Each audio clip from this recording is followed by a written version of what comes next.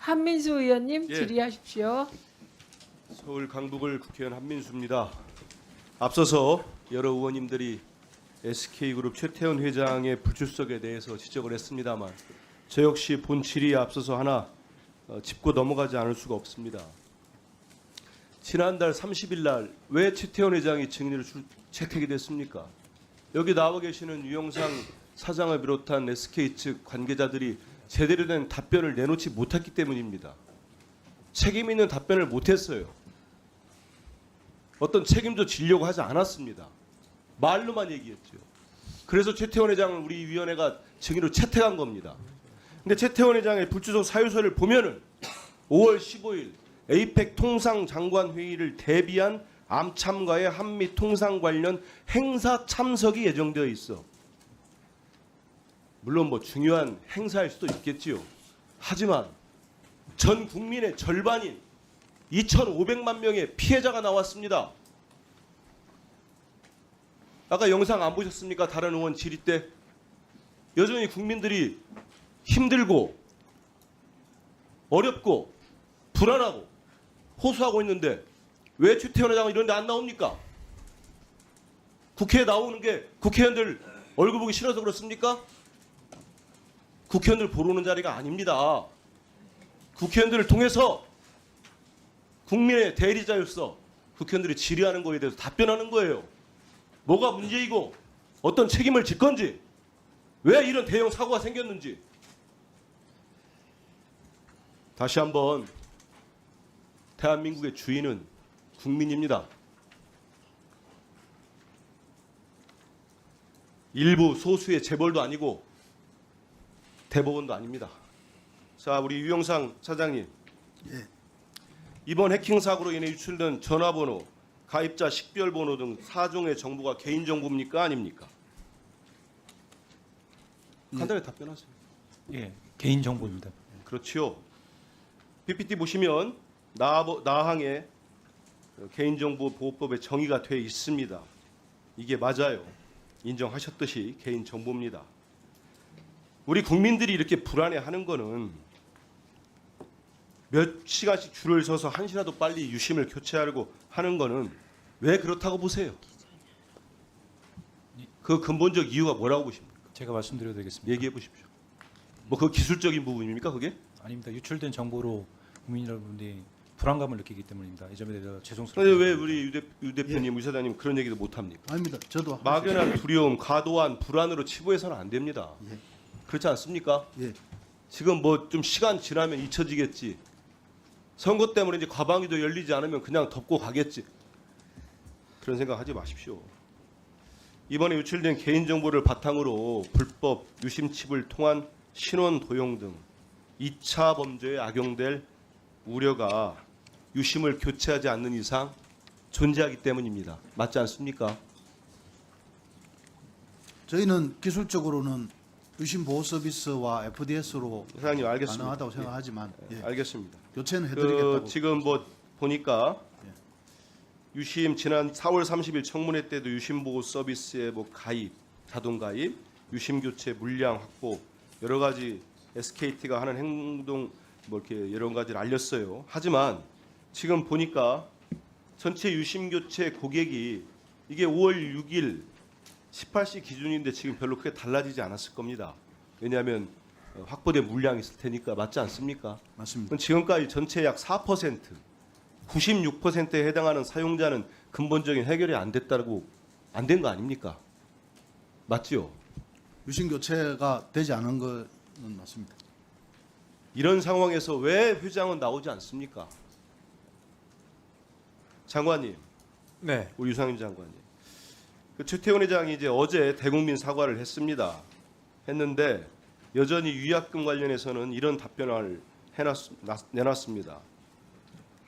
지난 30일에 유영상 사장 얘기나 종합적인 검토라는 지속된 입장하고 똑같아요. 그 유약금에 관한 부분을 보니까 전기통신사업법에 따라서 우리 과기부가 이용 약관에 관한 위반 여부를 판단해야 하고 그 판단은 방통위, 개인정보 보호위, 개보위죠. 민간합동조사단의 결과를 종합적으로 검토하기 때문에 SKT가 지금처럼 저런 미온적인 태도를 갖고 있는다면은 단기간에 결정될 수 있는 사안은 아닙니다. 그렇지 않습니까? 네, 그렇습니다. 그런 상황에서 우리 장관님이 지난 30일 청문회에서 이제 법률 의뢰 말씀을 하셨어요. 네. 그리고 차관께서 한 4군데 했다고 얘기를 하셨죠. 세 군데하고 추가적으로 하나 더. 예, 그래서 4월 30일에 로펌 3곳에 갔고 5월 2일 날 한 군데 더 보냈다고 했습니다. 그 답변을 좀 받지 않았습니까? 장관님 말씀하셨는데 어제 오전에 일단 받았습니다. 아, 근데 지금까지 저희들이 자료 제출을 해달라고 우리 의원실에서도 계속 요구를 했는데 거부하다가 지금 청문회 직전에 자료를 보내왔는데 역시 도대체 어느 에다 맡겼는지 자체까지도 얘기를 안 합니다. 내용도 좀 얘기를 해야 되는 거 아닙니까? 왜 공개를 않고 있는 거죠? 예, 그 부분은 저희가 의뢰를 할 때 그쪽에서 이런 것은 밝히지 않았으면 좋겠다 이런 걸로 이제 그러다 의뢰를 보니까 우리 해놨거든요. 장관님이나 차관님의 어떤 그런 미온적인 답변이나 태도 때문에 우리 과기부가 SKT에 유리한 쪽으로 법률 의뢰를 한 것이 아니냐 이런 우려가 나오고 있는 걸 알고 계실 겁니다. 의원님 그 법무법인의 이름을 저희들이 공개하지 않는 이유는 내용도 보다 중립적으로 하라는 의미입니다. 그리고 그 어떠한 영향도 없이 그 의견을 달라는 거고 그걸 밝히는 순간 또 그러면 다른 내용 네, 자체를 설명이 비공개라도 좀 제출을 해야 되는 거 아니겠습니까? 설명을 드리겠습니다. 저희 의뢰할 때 설명을 그런 좀 내용이어서 예, 와서 좀 해주시고요. 제출을 이렇게 예, 이름하고 내용을 좀 하다 보면 듣도록 다 하겠습니다. 제출이 있습니다. 유영산 대표님, 예. SKT 책임과 피해에 대해서는 SKT가 지금 객관적 판단이 우선될 필요가 있다. 그 입장인 거죠. 그 부분도 예, 포함되어 있습니다. 그런데 지금 우리 국민의 피해는 제가 볼 때는 실제합니다. 그렇지 않습니까? 이런 개인정보 유출로 한 불안이 즉각적으로 해소되지 않았죠. 그리고 유심보호 서비스 가입을 위해 기다려 하는 아까 영상도 보고 했습니다만 다른 의원님 때 시간이랄지 우리 국민 모두가 유심 교체를 위해서 길거리에서 보내는 시간들 이거는 다 피해입니다. 그렇지 않습니까? 예, 진심으로 사과드립니다. 그 피해는 뭐 사과는 뭐 당연한 거죠. 근데 피해에 대한 보상 방안이 지금 제시가 안 되고 있어요. 거기에 대해서는 준비가 되고 있습니까? 향후 별도로 그 부분에 대해서는 준비를 해서 말씀드리겠습니다. 그 수동적으로 그렇게 하지 마시고 예. 좀 적극적으로 했으면 좋겠습니다. 왜냐하면 지금도 늦었습니다마는 국민들 분노가 더 커지면 기업 전체가 더 어려질 수 있습니다. 그런 판단을 잘 해보십시오. 그 유심 포맷 관련된 것 좀 물어볼게요. 이게 지금 12일 출시라고 알고 있는데 맞습니까? 예, 맞습니다. 예, 네. 예, 기술 기술 쪽이기 때문에 제가 말씀드리겠습니다. 근데 이게 저는 좀 우려가 되더라고요. 저도 이 내용을 우리 보좌진으로 들었고 혹시나 유심 교체 때처럼 또 혼란이 되지 않을까 이런 생각이 들거든요. 한번 물어볼게요. 이 유심 포맷 하려면 대리점을 직접 가야 됩니까? 예, 직접 가서 하는 걸로 되어 있습니다. 그러면 이 유심당 이 기술 뭐 새로 출시한다고 했으니까 적용 시간은 어떻게 돼요? 지금 저희가 일반 유심은 15분 생각하고 있고요. 네. 이 포맷 방식은 이제 저희는 재설정 방식이라고 하는데 한 10분 정도 생각하고 10분. 있습니다. 예, 예. 그러면 한 대리점, 직영 대리점만 가능한 겁니까? 아니면 다 됩니까? 2,600개 현재 대리점에서 그러면 똑같이 2,600개에서 예, 10분씩. 예. 그럼 대리점당 하루에 감당할 수 있는 고객 수는 좀 계산을 해보셨습니까? 현재 저희가 캐파가 20에서 25만 정도인데요. 이걸로 네. 하면 더 늘어날 것 같고요. 그다음에 이거를 위해서 저희가 기기를 또 준비 중에 있습니다. 그래서 지금 아니 그러니까 그것까지- 유심 포맷이 유심 네. 교체보다 이게 좀 나을 것 같아서 지금 도입을 한 거 아닙니까? 그죠? 예, 시간적인거나 아니면 재고적인 부담 쪽에서 그럼 필요성이 전체 있습니다. 지금의 우리 가입자들 예. 유심을 교체하지 않은 분들 예, 지금 예. 96%가 하지 않지 않았습니까? 예, 맞습니다. 예. 그러면 이걸 한다고 할 때 예. 전체 걸리는 시간은 대략적으로 추정이 돼요? 현재로서는 그 좀 추정하기는 어렵고요. 빠르게 지금 하려고 합니다. 그 유심 보호 서비스처럼 이제 일괄적으로 내리는 그런 서비스가 아니기 때문에 이거 좀 추정하기가 어려운 부분이 있는데 저희가 이게 계속 좀 하고 우려되는 있습니다. 부분이 있습니다. 예, 예, 알겠습니다. 실제로 예. 알고 계시죠? 네네. 그래서 또 우리 국민들께서 대리점 갔는데 이거는 금방 해줄 줄 알고 갔는데 또 뭐 이거 할 수 있는 분이 없다거나 대리점에 아니면 너무 시간이 지체된다거나 지금 10분이라는 것도 그냥 도상으로 계산해 보신 거 아닙니까? 예, 실제- 좀 더 면밀하게 하겠습니다. 그러니까 네. 이런 예. 부분들이 생기면 예. 더 피해가 커질 수 있다. 네, 이런 말씀 알겠습니다. 또 예. 드리겠습니다. 우리 이상중 원장님, 예, 예. 지난 3일 키사에서 SKT 서버에서 악종 코드 8종이 새로 공개됐다. 예. 발견됐다. 예, 그렇죠. 공지했은 거 맞습니까? 예, 맞습니다. 이게 그러면 지난달 29일 날 민간 합동조사단이 발표한 1차 조사 때 그 4종과는 별개입니까? 아니면 어떻게 되는 겁니까? 이게 뭐 변종이라 보면 됩니다. 변종. 예. 이 관련해 가지고 어제 한 매체의 연합뉴스 보도를 보니까요. 이번에 추가로 발견된 악성 코드 8종이 기존의 악성 코드가 발견된 SKT HSS 서버에서 발견됐다. 맞습니까? 예, 그렇습니다. 예. 맞아요? 예. 아, 그래요. 맞다고 하면은 그래도 그나마 우리 주민등록 번호나 다른 민감한 개인정보 서버는 뚫리지 않았다고 봐야 되는 건가요? 그건 SKT에도 답변. 예, 저는 그 조사 중인 상황이기 때문에 말씀드릴 수는 없습니다. 공식 발표에 의해서 저희는 그렇습니까? 따릅니다. 예, 예.